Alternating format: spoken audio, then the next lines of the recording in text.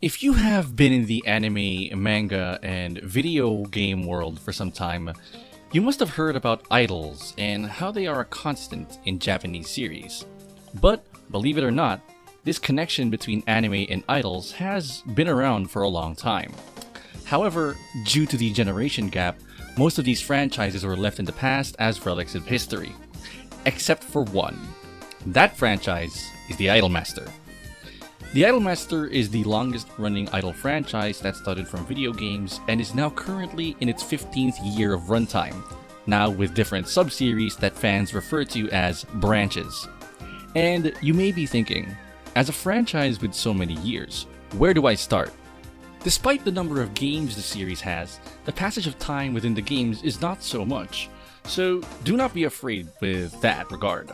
Although, if we talk about characters, something similar to Pokemon awaits you, and I am not willing to sing a Pokemon rap song about all of them. So what we will do is divide this video into 5 parts. Each segment will highlight some of the specialties of each franchise branch, what makes them different, as well as a small segment showing one thing they're lacking or not good at. As even if the Idol Master is an amazing franchise, it isn't perfect. And we want to be as objective as possible. With that said, let us get started. The Namco production AllStars, as they are affectionately named, are essentially the core franchise of the series. And as the core franchise, they more or less have everything in terms of content in some shape or form. With a vast discography of songs, very solid and memorable character designs, fairly small-sized cast, and a wide variety of digestible media to choose from, the 765 AllStars can probably be described as the most complete package out of all the franchises. Since they were made as the pioneering group, the AllStars have managed to delve into every aspect of the franchise, ranging from console games, mobile games, virtual reality, card games, everything under the sun really. While most of their old songs are usually more centered around what we perceived as the norm in idol culture back in the year 2007, they have also managed to keep up with the times and produce some modern tracks as well. They also had a wide selection of cover songs that were released on specialty albums covering some of the previous era's biggest anime hits. Their long-running history and very elaborate runtime as a group has also allowed them to be fully fleshed out as characters, with some of the characters having extremely lengthy developments that which would become the standard for character writing for future franchises. Of course, this all may seem very attractive to hear, but there is a downside to all of this. As mentioned before, all of their content has been made throughout their long runtime as part of the Idol Master franchise, which, as I said at the beginning of this video, spans 15 years. With games that can only be played on certain consoles, manga that are no longer in print, services that are no longer running, and arcade machines that are even rarer than shiny Pokemon, finding an outlet to learn more about the 765 AllStars and discover their treasure trove of content is extremely difficult. Even if they're also featured in the mobile game Million Live Theater Days, the amount of character inclusion for the AllStars there is only a fraction of what they managed to accomplish over the years. However, if you are lucky enough to have a nearby source of all of these games, or are friends with producers who are willing to share their escapades with you, then you can be sure that the Namco Pro AllStars can provide you with the full Idol Master experience the way that the original developers intended it to be. The Cinderella Girls franchise is one that boasts extremely unique character visuals and striking designs that most other idol franchises would not dare to imagine, let alone feature as part of their cast. With the unprecedented amount of idol designs in this series, it's simply impossible for there not to be a girl that someone would even be slightly interested in. The character designs in Cinderella Girls are so unique to the point that you would look at 2 of the girls and never think that they were from the same franchise. The series is wild and bold enough to feature everything from an idol who likes cake to an idol who really loves firearms, an idol believed to be a demigod to an idol that makes friends with zombies. Each girl in the cast has their own special quirk that they can bring to the table, and it's easy to find one that you like amongst the rest. This is also combined with multiple gaming avenues and alternate reality apps that you can play and use to further interact and collect the girls you like in a very fun and magical experience unique only to Cinderella Girls. This series also centers itself around the celebrated occasion of the Cinderella Girls election period, where every year, one new girl will be elected and crowned the title of Cinderella Girl after a rigorous and truly gripping voting session. New content can be formed from the winners, giving fans something to look forward to each year.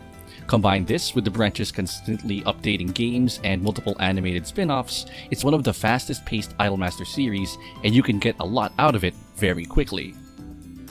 However, what can be regarded as Cinderella Girls' greatest strength can sometimes also be its biggest weakness. Unless you happen to gravitate towards one of the regular fan favorites, or one of the series' core mainstay idols, your mileage as a fan of Cinderella Girls may vary, as the content distribution for this branch of the Idolmaster has been some of the hardest to predict and the most inconsistent. Most especially if your favorite girl happens to be one of the members of the cast that has not been given a voice actor due to placing low in the elections. This large cast number also means that fleshed out character content in terms of story may also not be what one might hope for if they were expecting large amounts of development. But there are a few exceptions to this. But still, if what you are looking for is a very visually striking franchise that is easy to get into with an idol design that captures you at first glance, then Cinderella Girls can provide you with that magic. With what is known to be the most musical-oriented branch of the Idolmaster, Million Live puts great emphasis on its songwriting, live performances, and voice actor integration.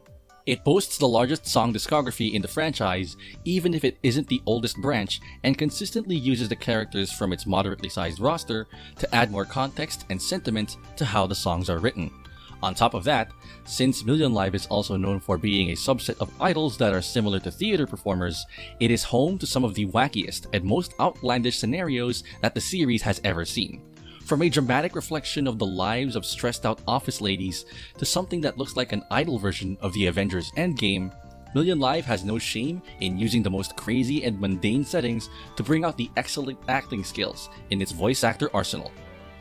Where Million Live truly shines, though, is the jaw-dropping live performances, where you can see the faces behind the characters give it their all, with parts of the live performances being reenacted in-game as tribute to the memories that the fans have made during their attendance. Song composition and variety is key to what makes Million Live special, and it's in this focus on musical prowess that it has developed its dedicated fan base.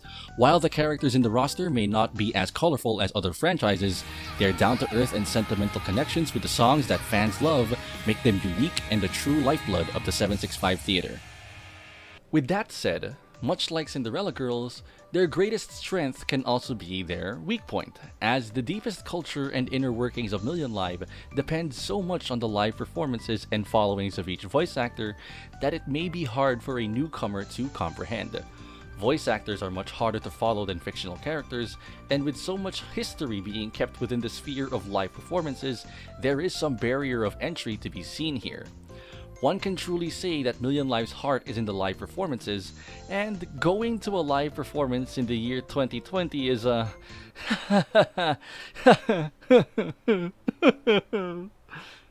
Regardless, even if you are not interested in things like voice actors and live performances, and would prefer to indulge in its extensive music library, there is still enough waiting for you at the 765 Theater should you decide to become a fan of Million Live, with the different manga adaptations, ongoing mobile game, and upcoming anime project to provide you with enough content. Notoriously regarded as one of the most unorthodox branches of the Idolmaster, 315 Productions proves this moniker in two different ways. Not only are they the only series that features male idols as their main roster, a departure from the predominant female rosters that most anime idol series are known for, but this branch also has a completely different focus and approach to their idols and stories, opting instead to build upon fleshed out backstories and character backgrounds as their main driving point to seek idoldom. Sidem is a unique experience for both female and male fans alike, as it departs from the usual conventions of other idol franchises whose goal is to be about charm and adoration. The boys of 315 Productions are sincere and heartfelt, and with the branch's distinct focus on unit integration and group-based format, fans of Sidem will be less likely to suffer the content drought that very oftenly happens to its sister branches. Almost every single inch of Sidem's music and story content is hand-tailored to be able to match the delicate and genuine structure of each character. And while there are a couple of examples of content where they break out of their mold, Sidem pays painstaking attention to the integrity of its characters, and it shows that every piece of content is given to them for a reason, even stretching to its exceedingly well-done anime adaptation. This goes hand in hand with their use of card arts and scenarios where you are given a brief look into the past before their occupational lives to see just how well thought out these characters are. But while I have so much to say about Sidem and how nice the content is, I may have to talk about what to expect as a fan of this series from a broader perspective. All the nice things I've said about the previous branches, like updated platforms and fast game updates, can't really be said the same for Sidem. For whatever reason, Sidem does not get the same luxury of platform quality as its sisters do. Most of the games are not up to par with its peers in terms of depth, complexity, and user experience, and the series tends to be treated as the black sheep of the Idolmaster family on many occasions, receiving the short end of the stick whenever content updates are involved. There is a clear divide in attention that Bandai Namco developers give to Sidem platform quality, and this may make things hard for upcoming fans who are looking for a consistent game-based experience. However, if these kinds of things do not bother you and you are looking for a heartwarming, wholesome, and genuine male idol experience, then the boys of 315 Productions will be happy to provide. Shiny Colors, the latest entry into the Idolmaster franchise, is one that was given life by remembering the old and embracing the new, with its core gameplay mechanics being reminiscent of some of the earliest formats of Idolmaster production-style game modes, while setting a new name for itself, with its masterful use of fashion and clothing designs. The characters of 283 Productions themselves may not be as outlandish as some of their sisters, but their breathtaking presentation and jaw-droppingly complex personalities allow them to challenge the previously established standards set by their seniors. Similar to Sidem, the focus of content format of Shiny Colors is mostly unit-based, with each unit having a central theme that not only dictates their costumes and music, but also sets a mold for their reactions to each other and the idol world they live in. Handcrafted scenarios and very polished story writing is what can be considered the greatest asset of the girls from 283 Productions, as fans of Shiny Colors will be able to uncover plot lines and interactions that can only be rivaled by some of the series' longest-running mainstays. With captivating card art and animations, gripping and refreshing character development, and a small but well-polished music discography, Shiny Colors fans can expect to be satisfied with every major content update the branch has to offer. And, as it is the youngest in the series, they also get the chance to see the process of these characters evolving and growing to new heights that they may have missed with some of the older branches. On the other hand, while the content of Shiny Colors can be very good and well designed, there are certain aspects to the fan experience that one might find difficult to handle. Shiny Colors is the branch with currently the least amount of content platforms, that being the manga and the game only, with the game itself being a bit of a mixed bag of reactions. While it does provide a nice respite for the multitude of mobile rhythm games that the market has been flooded with in recent times, the gacha and monetization practices in the game are some of the most questionable in the franchise, with some of the most important story cards for the characters being locked behind limited time banners that may or may not even get reruns. Along with their oddly restrictive gacha format, the game itself may prove to be lacking for people who are not into competitive player versus player aspects and want a more personal end-game goal. That aside, if you are the type to enjoy extensive stat-based management and deep stories, then 283 Productions sounds like the best place for you to call home. Now that we're done talking about all the different branches and how unique they are from one another, I want to end this video by giving some pieces of advice to new fans who might be interested in this franchise and enjoying its content. But first, let me start with a disclaimer. I am not the only person you should listen to, and my advice should not be taken as the final word, but instead as a starting guideline. Okay, now that that's out of the way.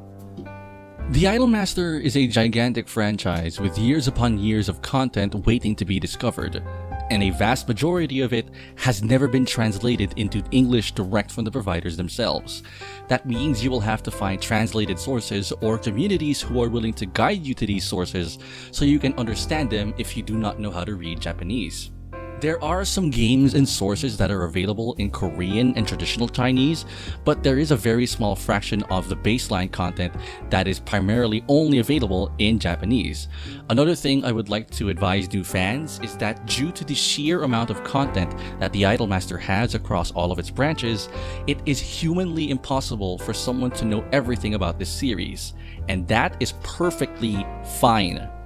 Even veteran fans who have been in this franchise for upwards of 7 to 8 years still cannot keep up with the pace of content that the Idolmaster makes. If, theoretically, Idolmaster were to stop making content, it would still be extremely difficult to read and play and listen to everything that the series has made. Therefore, it is important to set a pace for yourself and find out what you enjoy the most. There are people who engross themselves in the games aspect of the series, people who devote themselves to reading all the stories, commus, and drama CDs, people who are extremely interested in the music and how it is composed, and so on and so forth. Everyone has their favorite avenue and their approach to the series, and it is up to you to find out which one that is. And it is important to remember that just because you do not find one particular part of the series interesting, it does not make you any less eligible a fan as the others are. You should not be pressured to like every single branch of the series as well, as even following a single branch can be a daunting enough task for the majority of fans. However, this does not mean that being a fan of the Idolmaster is hard. There are a lot of people out there who are willing to help you find out what part of the series you would like the most, and who will lead you to different resources that you can enjoy the content from. It is equally as important to be open-minded about things and try different franchises or characters if in case your first choice does not seem to be what you were looking for. The Idolmaster has existed for 15 years for a reason, and that is because of the passionate producers that have continued to support it with all their heart and soul. We would love this series to continue on for more and more years, and hopefully with you included along the way.